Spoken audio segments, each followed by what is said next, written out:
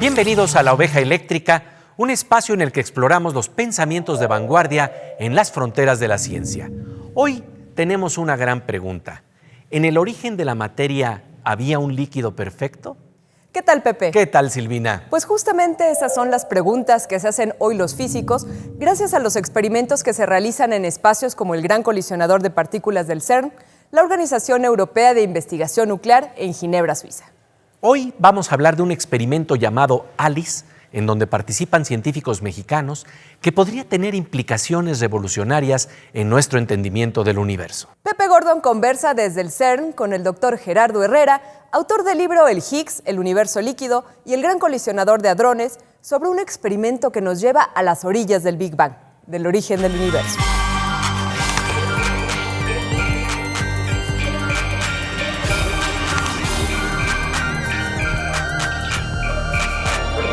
Pues Gerardo Herrera, muchas gracias por esta conversación aquí justamente en el CERN, el colisionador de partículas en Ginebra, Suiza.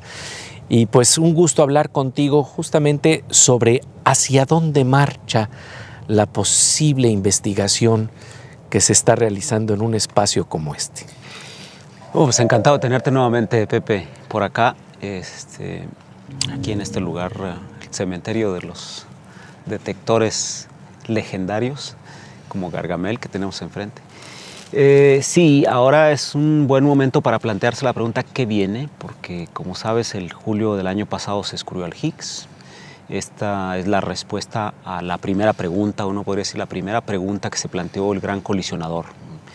Y hay una pregunta que se le plantea de manera específica al experimento ALICE, en donde, como sabes, pues estamos trabajando desde hace tiempo los mexicanos. Y creo que poco a poco, con los primeros años de la toma de datos, empieza a delinear un futuro muy interesante. ALICE estudia la colisión de iones pesados y con esto trata de lograr, de llevar a la materia a condiciones extremas, a las condiciones extremas que se encontraban en el principio del universo, al comienzo del universo, cuando el universo apenas había nacido. En esa dirección yo pienso que el futuro es muy promisorio. Pienso que ahí vienen ideas muy interesantes. ALICE empezó a ver, después de los 3 años que ha tomado datos, empezó a ver que esta materia primordial, esta materia de la que surgió el universo cuando se encontraba apenas a 1/10 de microsegundo después del Big Bang. Pues querido Gerardo, estamos en el mismo corazón del experimento ALICE, que justamente está revelando algunos datos muy interesantes que se observan y que van a tener que ver con teorías que nos van a explicar ciertos momentos del universo que no habíamos visto de esta manera. Así es, Pepe, me da mucho gusto que nos acompañes nuevamente acá en la caverna del punto 2 del Gran Colisionador de Hadrones, donde tenemos a ALICE, está a nuestras espaldas, este detector en donde tenemos una participación mexicana muy importante. Ese es el único detector del Gran Colisionador de Hadrones donde hay dispositivos hechos en México y de hecho el único en Latinoamérica, porque no hubo otros grupos de Latinoamérica que diseñaran y construyeran. Entonces pues me da mucho gusto tenerte acá y efectivamente es el corazón, porque se puede apreciar allá atrás las entrañas del experimento. Las puertas están abiertas, las puertas, esas estructuras rojas que vemos ahí, normalmente están cerradas una vez que está funcionando, pero ahora están abiertas porque estamos trabajando en todos los diferentes dispositivos. Pero ese hecho pues, nos permite ver las entrañas de ALICE en toda su magnitud. Y efectivamente ahí en el centro de toda esa maraña de aparatos y de cables, ahí en el centro ocurre la colisión de iones de plomo. Son los iones más pesados que hemos podido acelerar. Y en la colisión de estos iones, siendo tan pesados, es posible producir condiciones extremas de la materia. Llevamos a la materia a una temperatura de 5.000 millones de grados. Es la temperatura más alta que se ha logrado en el laboratorio. Es un récord de Guinness. Es la temperatura más alta jamás lograda en un laboratorio de manera controlada. Lo logramos aquí el año pasado.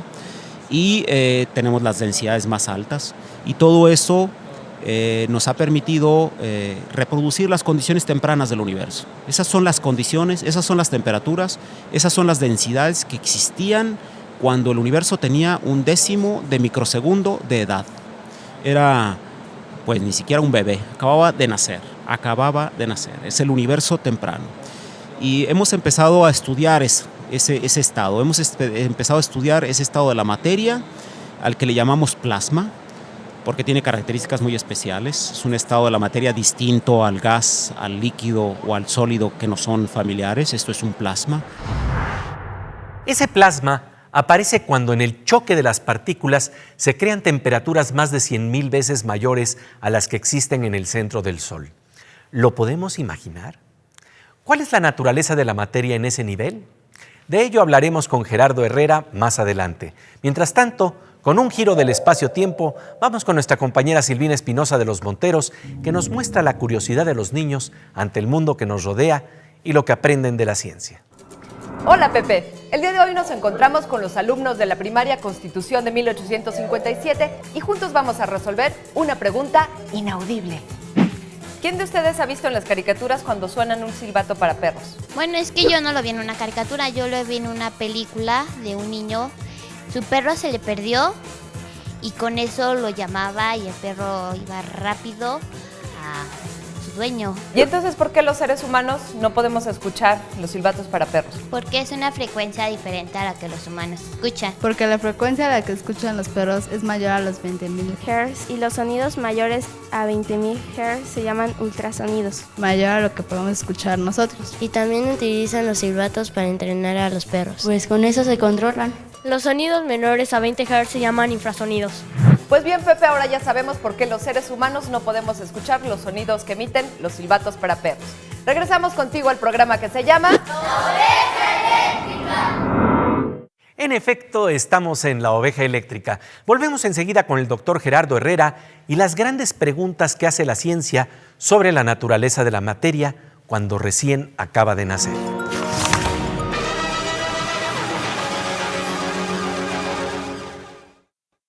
Como de rayo, estamos de regreso en La Oveja Eléctrica para hablar de las grandes preguntas que hace la ciencia sobre la naturaleza de la materia cuando recién acaba de nacer. Pepe Gordon conversa con Gerardo Herrera, investigador del CERN en Ginebra, Suiza, sobre los experimentos que producen condiciones extremas parecidas a las que se encontraban en el comienzo del universo, apenas a 1/10 de microsegundo después del Big Bang.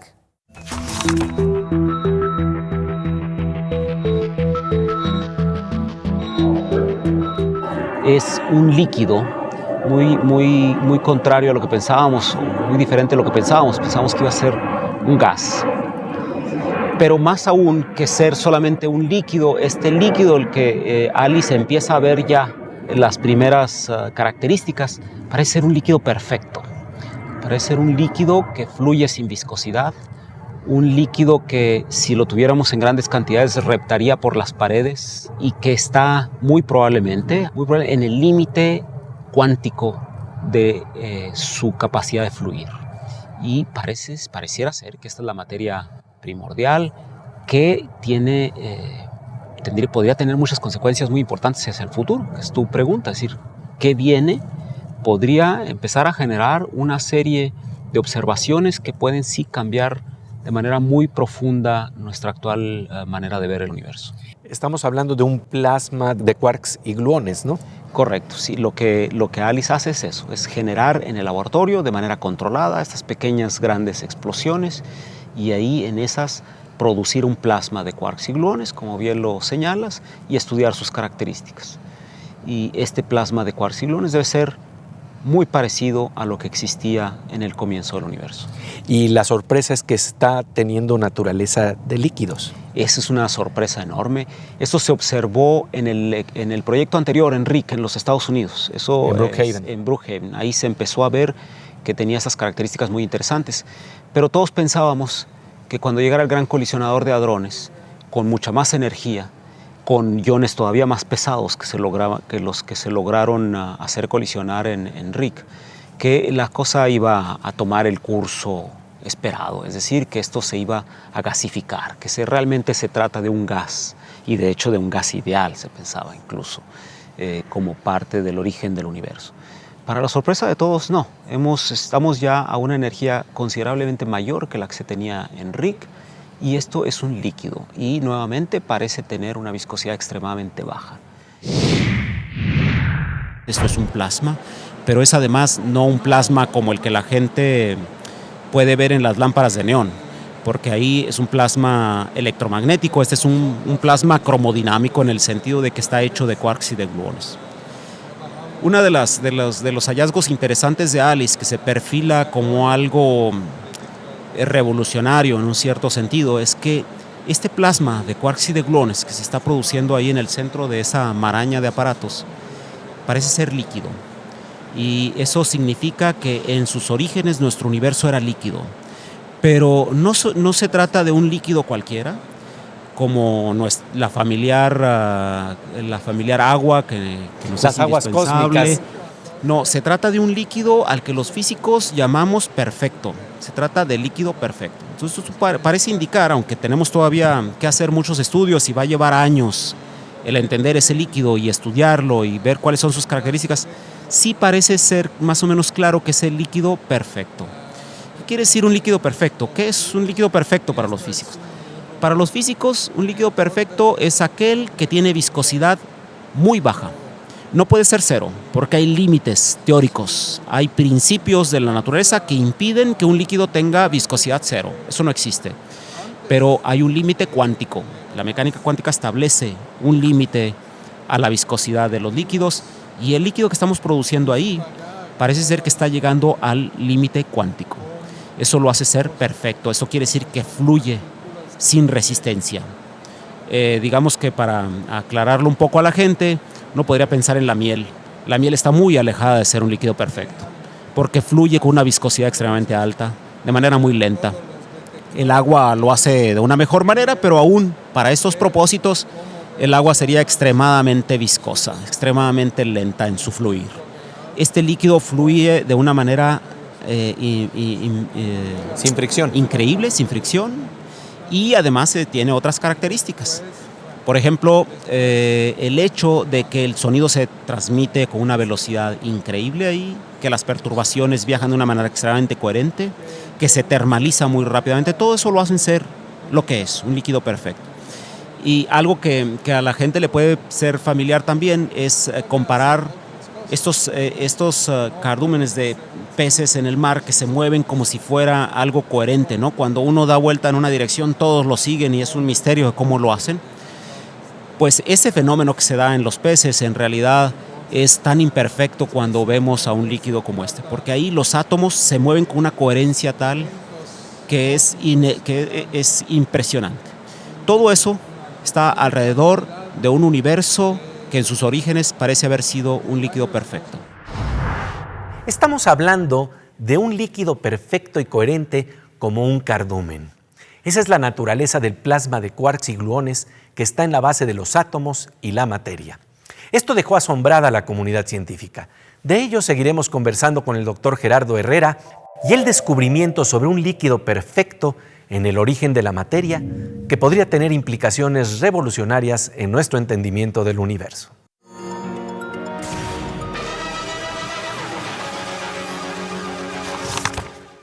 Como de rayo, estamos de regreso en La Oveja Eléctrica para hablar de un hallazgo sobre la naturaleza de la materia después del Big Bang que podría tener implicaciones revolucionarias en nuestro entendimiento del universo. Pepe Gordon conversa con el físico mexicano Gerardo Herrera desde las entrañas del CERN y el experimento ALICE en Ginebra, Suiza, en donde se está investigando un universo que en sus orígenes parece haber sido un líquido perfecto.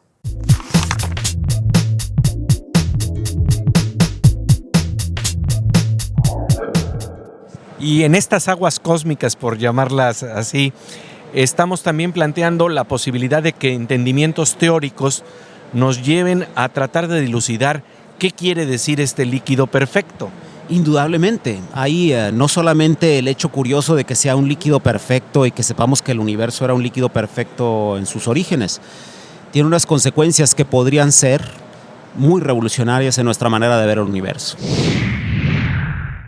Y esto se conecta con tal vez el entendimiento de modelos distintos que van más allá del famoso modelo estándar de la física para entender cómo funciona la naturaleza. Mira, esa es la parte que a mí me parece fascinante de las investigaciones de ALICE y quizá es importante también comunicarle al público que podríamos estar ante un desarrollo sumamente importante, pero que no es un golpe mediático, que también se da en la ciencia, que también en ocasiones se pueden desarrollar visiones completamente distintas del universo y que se dan paulatinamente. Acabamos de tener el descubrimiento del Higgs y fue un golpe mediático que le dio la vuelta al mundo con noticias en primera plana, ciertamente como una gran noticia muy importante, pero eventualmente las investigaciones que se realizan en ALICE empiezan a mostrar lentamente una naturaleza diferente. Y como bien señalas, esto podría rebasar las expectativas de lo que tenemos como un modelo estándar, porque hay desarrollos teóricos que han sido muy especulativos por mucho tiempo, que han sido criticados por lo especulativo, como la teoría de cuerdas, que ahora parecieran empezar a caminar en la dirección de tener una dualidad entre lo que ellos hacen en un espacio multidimensional y relacionarlo con nuestro mundo, con lo que vemos en el laboratorio y en particular con lo que ALICE está observando en la colisión de iones pesados. Juan Maldacena, un físico argentino, ¿verdad?, que está realizando esta exploración teórica. Mira, en 1996, Juan Maldacena, es un físico argentino, como bien señalas, que es toda una figura de la física teórica, que ha trabajado en física de cuerdas por mucho tiempo, publicó un artículo muy interesante en el que establece una conjetura. Desde ese punto de vista es solamente una conjetura. Habría que demostrarla y la demostración misma llevará mucho tiempo probablemente porque no es sencilla, pero la conjetura ha sido bien recibida por los grandes teóricos como Witten y como otros muy conocidos teóricos que han contribuido enormemente al desarrollo de la teoría de cuerdas. Esta conjetura establece una dualidad y las dualidades en la física abundan.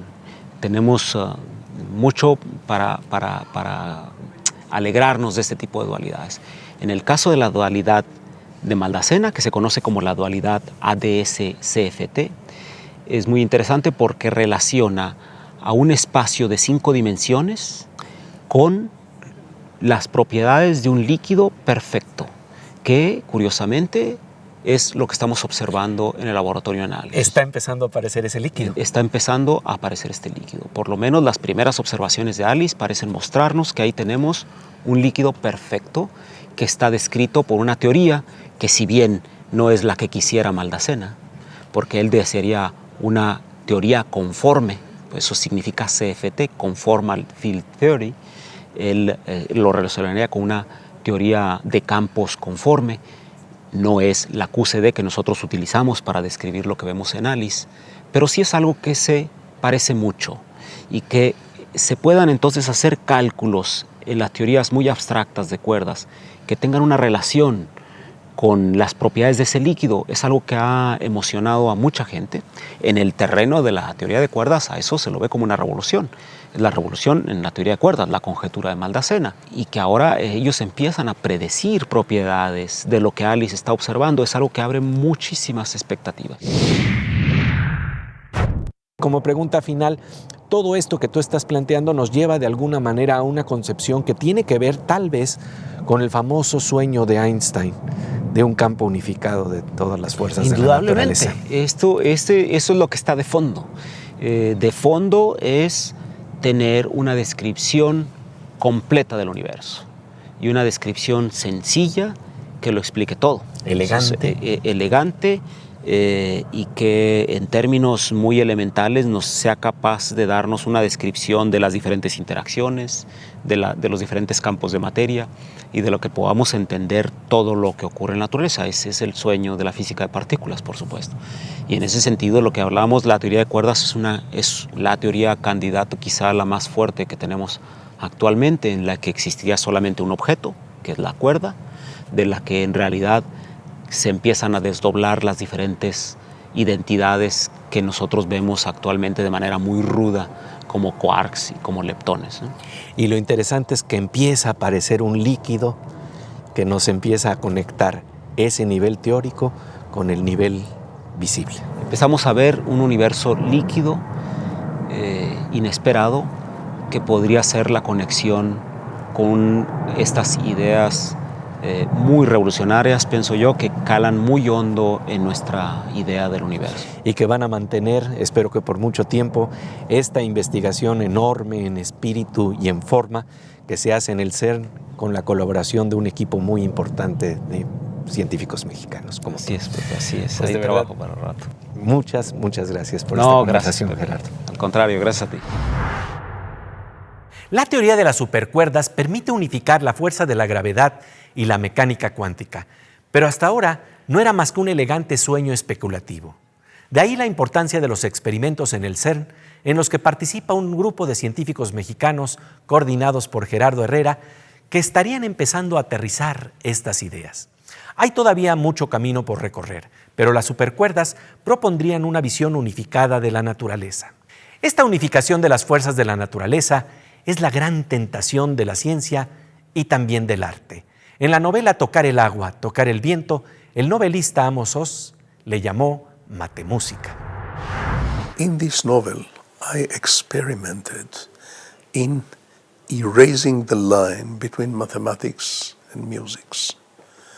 I wanted to create a character, a visionary, a dreamer, who can combine together the quality of mathematics and the quality of music, which are very close to each other.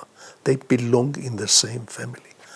And I think what links mathematics with music is rhythm and harmony. Rhythm and harmony. So, Touch the Water, Touch the Wind is a novel about mathmusic. It's about harmony. It's about dreaming. And in this novel, you explore a theoretical physicist. It's very interesting because we nowadays have discovered Higgs boson, and it had to ring something to you, no? Yes. Well, sounds vaguely familiar because my character resolves one of the paradoxes of mathematical infinity, which I have never dreamt of resolving, of course. But he resolves it in a way that I don't understand. He does. What your character tries to do is really to understand a deep level of unity in the universe that could explain everything. And nowadays, this is the temptation in physics, but it's still not related to music. This has been the temptation for a long time. Certainly Einstein had this temptation to find an all-embracing theory which will explain everything. He didn't quite succeed in this. Is there such a theory or not? I really don't know, but I would love to think that there is. Will they find it in my day? Probably not. Will they ever find it? I don't know.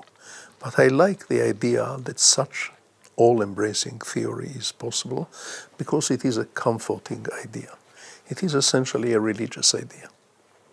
It's not about God, it's not about synagogue, it's not about church, but it is a religious idea. It's secular spirituality in a sense. Yes.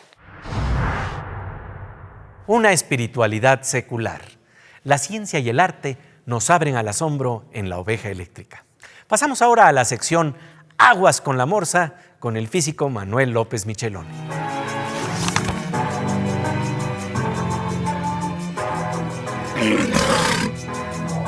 Pues querido Morsa, como siempre un gusto encontrarnos aquí en La Oveja Eléctrica. Gracias, Pepe. Oye, pues tienes una camiseta en donde estamos viendo las ecuaciones de Higgs. Parecen una partitura. Háblanos justamente de la unión entre música y matemáticas. Sí, fíjate, Pepe, que siempre hemos creído, por ejemplo, que los viejos violines Stradivarius que llegan a costar hasta $1 millón son perfectos y son los que dan el mejor sonido, la mejor música, ¿no? Pero hubo un experimento y pusieron 2 Stradivarius y 2 violines modernos que desde luego habían medido cómo están los Stradivarius y quisieron imitarlos. Y resultaba que decían, sí, suena bien, pero no tiene el sonido del Stradivarius. Entonces hizo un experimento muy interesante que se llama un experimento doble ciego. Pusieron los 4 violines, 2 Stradivarius, 2 violines de luthier modernos y trajeron a violinistas profesionales a tocar esos violines, ¿no? Entonces no sabían qué violín tocaban. Y los que escuchaban no sabían quién tocaba, tampoco ni qué violín estaba tocando. Y finalmente, después de varias sesiones, Le preguntaron a los violinistas que qué violín les parecía los Stradivarius y mencionaron los modernos. Y resulta que no solamente se puede reproducir, sino que además parece ser que es mejor lo que se puede hacer usando matemáticas.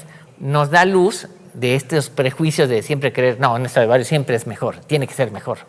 Y nos habla de la unión tan interesante que hay realmente entre las matemáticas y la música. Y pues como siempre te agradecemos muchísimo tu presencia aquí en La Oveja Eléctrica. Gracias, Pepe. Y bien, nosotros pasamos ahora a la sección Veo Veo con nuestra querida compañera Miriam Moscona.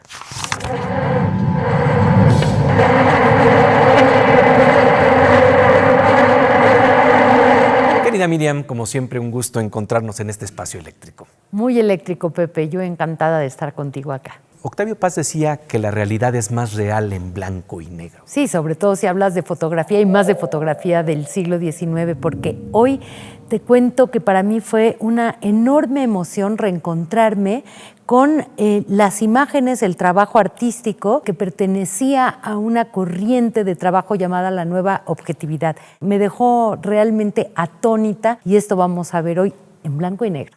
Karl Blossfeld se consideraba más un fanático de las plantas que un fotógrafo. Descubrió detalles gráficos sorprendentes y solía llamar sus fotografías con nombres latinos, tal como lo hace un botánico.